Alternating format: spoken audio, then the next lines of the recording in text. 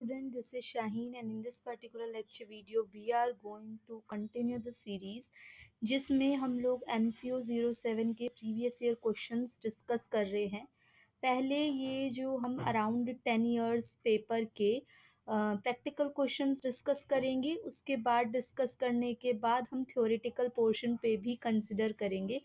तब तक मैं चाहती हूँ आप लोग इतनी अप्रिशिएशन दिखाओ, इतने ज़्यादा लाइक्स कमेंट शेयर करो ताकि मुझे मोटिवेशन मिले और मैं ज़्यादा से ज़्यादा लेक्चर्स आप लोगों के लिए पर डे अपलोड कर सकूं, ताकि आपके एग्ज़ाम के पॉइंट ऑफ व्यू से ये आपके लिए बहुत हेल्पफुल हो। प्रैक्टिकल भी इम्पॉर्टेंट है, थ्योरेटिकल भी इम्पॉर्टेंट है, ये तो आपको पता ही है। चलो स्टार्ट करते हैं। ये वाला जो रहने वाला है ये MCO 07 का दिसंबर 2022 का होने वाला है। इससे पहले मैं दिसंबर 2023 और दिसंबर 2021 का question paper practical point of view से डिस्कस कर चुकी हूँ, ठीक है, प्रीवियस पार्ट के अंदर। अब डिस्कस करते हैं दिसंबर 2022, तो थ्योरेटिकल पोर्शन बाद में, पहले प्रैक्टिकल पार्ट को देखते हैं। क्वेश्चन नंबर 7 आप देख सकते होगे यहाँ पे, calculate operating financial and combined leverage. तो जैसे कि आप लोगों ने प्रीवियस पार्ट में भी देखा था कि ये लोग क्वेश्चन जो हैं वो लीवरेज के बेसिस पे ज़्यादा उठा रहे हैं, चाहे वो डिग्री के बेसिस पे पूछ रहे हो चाहे वो नॉर्मल पूछ रहे हो, ठीक है। या तो वो degree of operating leverage, degree of financial leverage, degree of combined leverage पूछ रहे हैं, या वो normal operating financial combined leverage पूछ रहे हैं। तो बेसिकली इसको सॉल्व करने का तरीका क्या है, जैसे कि हम लोगों ने सेल्स में से वेरिएबल कॉस्ट को घटाना है, कितना आ गया 3,30,000। उसके बाद 3,30,000 में से मुझे फिक्स्ड कॉस्ट को घटाना है। बहुत डिटेल में नहीं बताऊंगी क्योंकि प्रीवियस जो पेपर था उसमें मैं बता चुकी। 3,30,000 में से 60,000 जाएगा तो ये विल बिकम 2,70,000, और उसमें से ये आ जाएगा आपका क्या, सेल्स में से वेरिएबल कॉस्ट घटा तो कंट्रीब्यूशन आ गया। कंट्रीब्यूशन में से मैंने फिक्स्ड कॉस्ट 60,000 को घटाया तो मेरा क्या आ गया, EBIT आ गया। और EBIT को घटाने के बाद मेरा क्या घटेगा, इंटरेस्ट। इंटरेस्ट कितना घटेगा, डेट के ऊपर इंटरेस्ट है, डेट है 4,50,000, उसका 9% निकालोगे तो 4,50,000 का 9% कैसे आएगा, 4,50,000 यहाँ लिख दो, मल्टीप्लाई बाय 9 डिवाइड बाय 100। तो यहाँ से 2 ज़ीरो कट डाउन हो जाएंगे एंड इट विल बिकम 4,05,100। तो 4,05,100 आप इसमें से माइनस कर दोगे तो आपके पास आ जाएगा 2,29,500। मैं एक बार साफ सुथरा और तरीके से करके दिखा देती हूँ आप लोगों को। जैसे कि सबसे पहले सेल्स कितनी थी मेरी, 7,50,000, उसमें से मैंने 4,20,000 माइनस किया जो कि मेरा था वेरिएबल कॉस्ट। उसके बाद मेरा कंट्रीब्यूशन निकल के आया जो कि था 3,30,000, उसमें से मैंने फिक्स्ड कॉस्ट को घटाया, फिक्स्ड कॉस्ट मेरा था 60,000, घटाने के बाद 2,70,000 आ गया जो कि मेरा आया EBIT, जिसको मैं ऑपरेटिंग प्रॉफिट भी कहती हूँ। फिर उसमें से मैंने इंटरेस्ट को घटाया जो कि मेरा था 4,05,00, मैं आपको बता चुकी, and it will become, last में निकला 2,29,500। अब इन्होंने पूछा है ऑपरेटिंग कॉस्ट निकालो, तो ऑपरेटिंग कॉस्ट मैं आपको बता चुकी, ऑपरेटिंग जो प्रॉफिट होता है that will be equal to contribution upon में EBIT। कंट्रीब्यूशन मेरा कितना निकला है 330 अपॉन में 2,70,000। तो ये कितना हो गया हमारा, सॉल्व होके आएगा, दैट विल बिकम 1.22। नेक्स्ट वाला है मेरा ऑपरेटिंग के बाद फाइनेंशियल लीवरेज, मेरा निकलता है EBIT अपॉन में EBT। प्रीवियस क्लास में भी हमने डिस्कस किया था।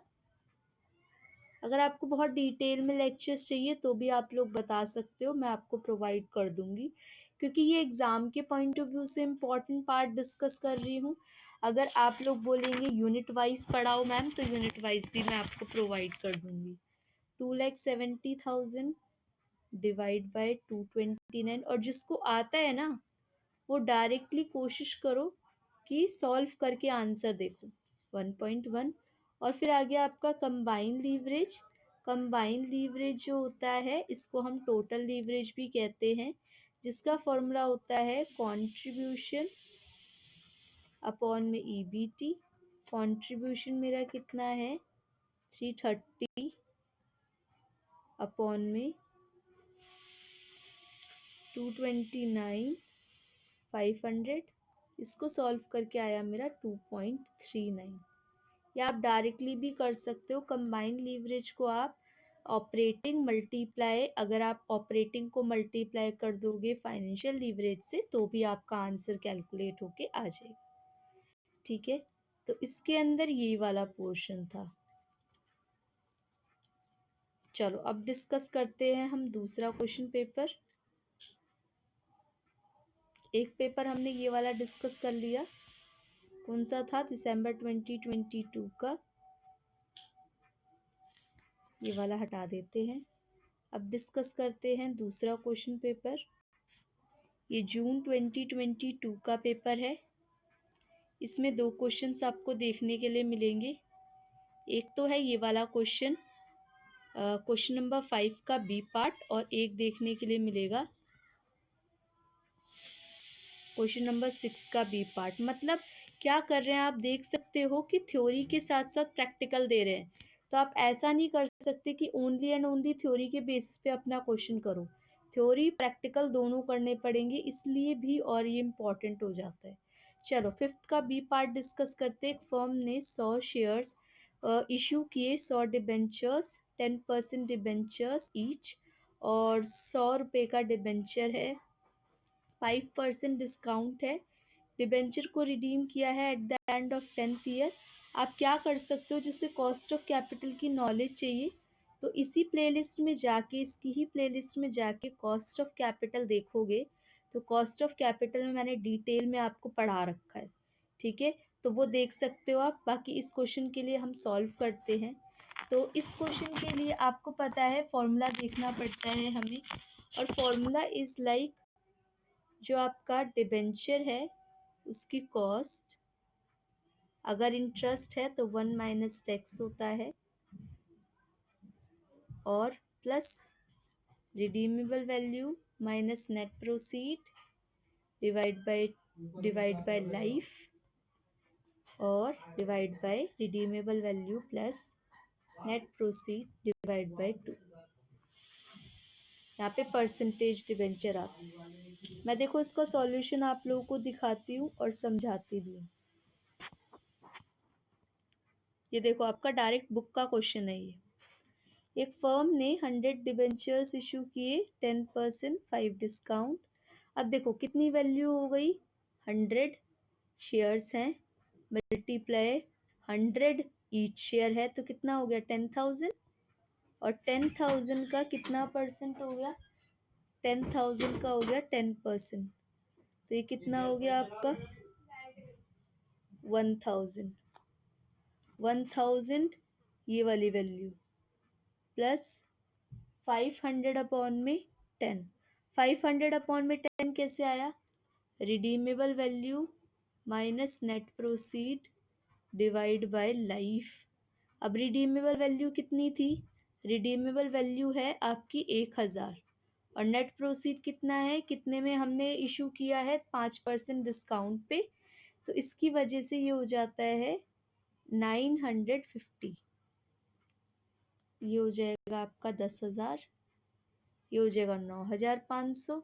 तो इसमें से इसको सब्ट्रैक्ट करके 500 आ गया ये, अपॉन में यहाँ पे 10,000 ये था जो मैंने वैल्यू बताई, इन दोनों को प्लस किया डिवाइड बाय 2 हो गया, तो ये सॉल्व करके आ गया, और लास्ट में आपकी वैल्यू निकल गई 5.385। चलो अब करते हैं नेक्स्ट इसी का ही एक और part, B part. A company is considering an investment proposal of 1 lakh, expected cash flow इतना है, पेबैक बताना है। पेबैक पीरियड का क्या मतलब होता है ये समझ लो।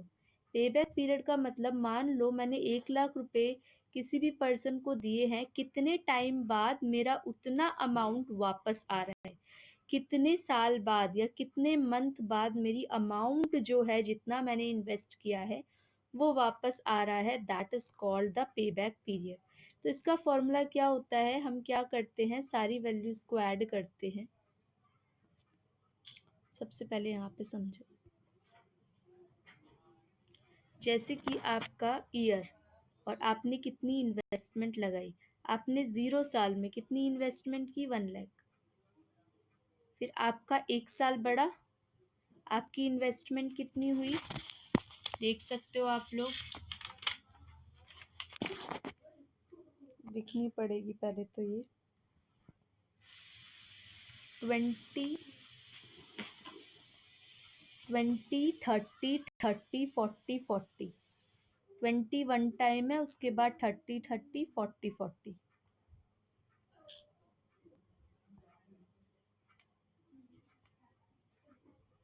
20 30 30